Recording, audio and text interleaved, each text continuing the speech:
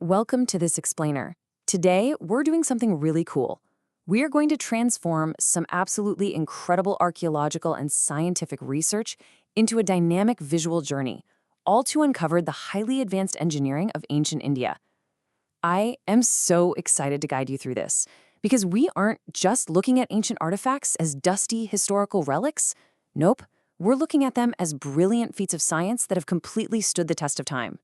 Right off the bat, let's dive into the central question of this whole explainer.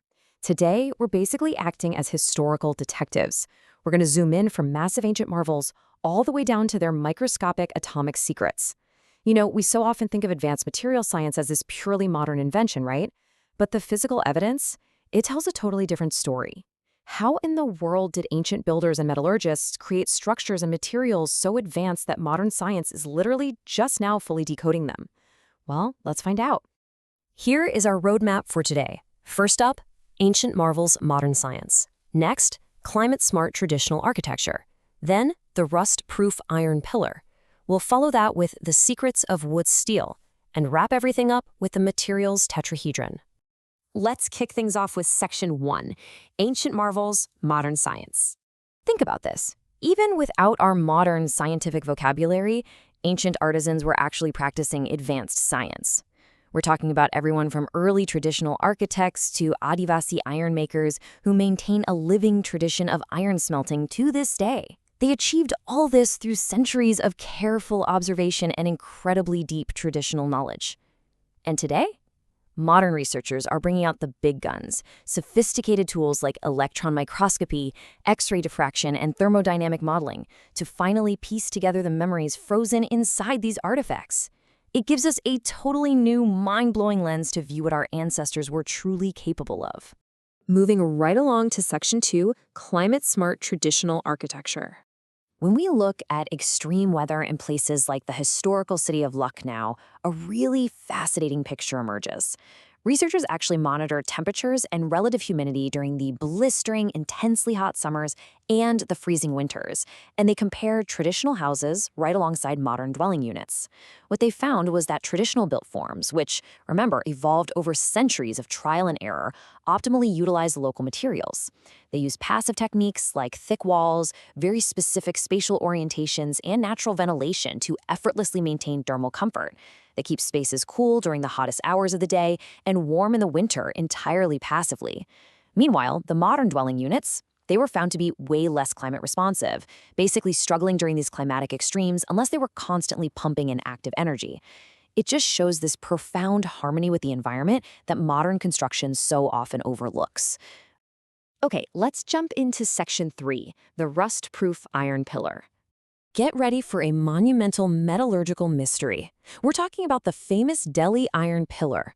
This thing dates back to around 400 CE, and it weighs a massive 7,000 kilograms. To put that in perspective, that's roughly the weight of a large school bus. It was created through solid-state reduction, which essentially means extracting iron from ore without fully melting it, and then it was hot-forged.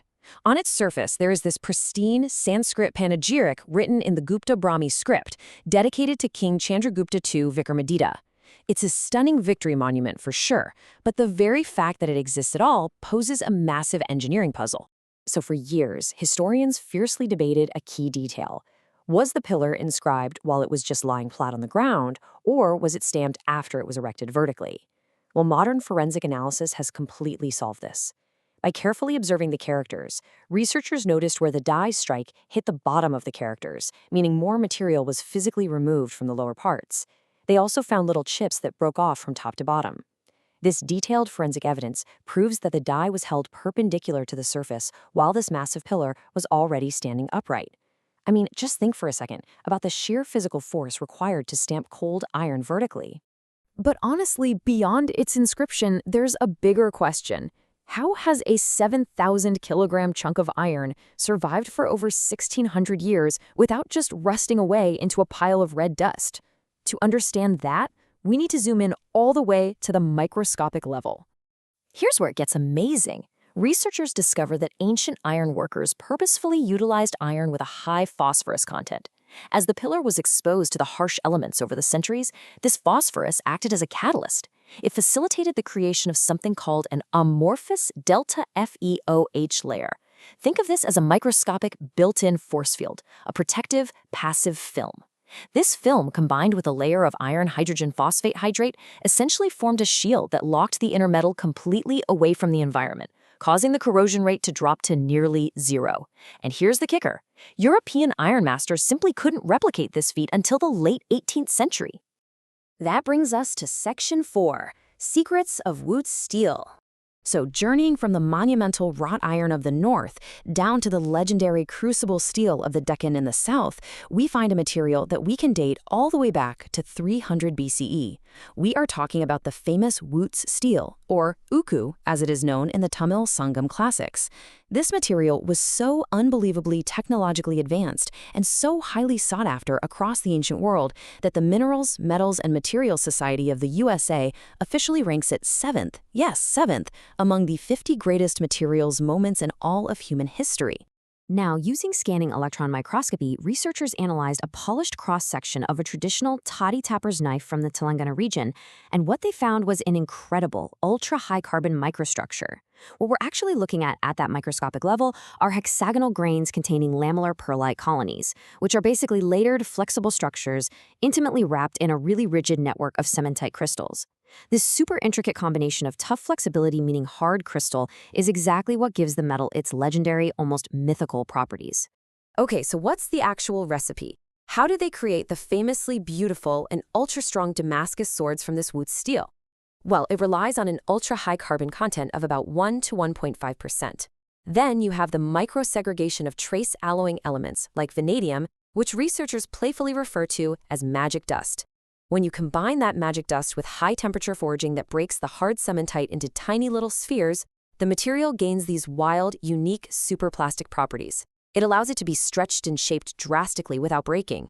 The result? A blade of unparalleled strength, toughness, and that iconic swirling visual beauty. Finally, let's head into Section 5, the materials tetrahedron. To tie all these brilliant ancient achievements together, we can look at a central foundational concept in modern materials science: the materials tetrahedron. This paradigm proves that a material's processing, its structure, its properties, and its final performance are all eternally and intrinsically linked. You can't change one without changing the others. And ancient engineers were effectively applying this exact modern paradigm. Look at the Delhi iron pillar. Its synthesis through solid-state reduction, that's the processing, led directly to a specific phosphorus-rich structure. That structure created the property of incredible corrosion resistance, which ultimately resulted in a performance that has lasted 1,600 years out in the open air. And we see the exact same mastery with ancient Wootz steel. The crucible processing and specific thermal forging dictated that ultra-high carbon and spheroidized cementite structure we talked about. This directly yielded properties of mechanical superplasticity and intense high strength, culminating in the unmatched performance of those legendary Damascus swords. The ancients weren't just stumbling around in the dark hoping for the best, they were practicing empirical, highly advanced material science, carefully manipulating nature at a microscopic level to serve their needs. So, by combining ancient traditional knowledge with modern analytical tools, we've seen how early architecture perfectly managed extreme climates and how early metallurgists manipulated materials at the atomic level to create rust-proof iron and world-famous steel. As modern tools continue to investigate historical traditional knowledge, it leaves us with one absolutely thrilling question to conclude this explainer. What other ancient secrets are just waiting for our microscopes to uncover? Thank you so much for exploring these ancient mysteries with me today.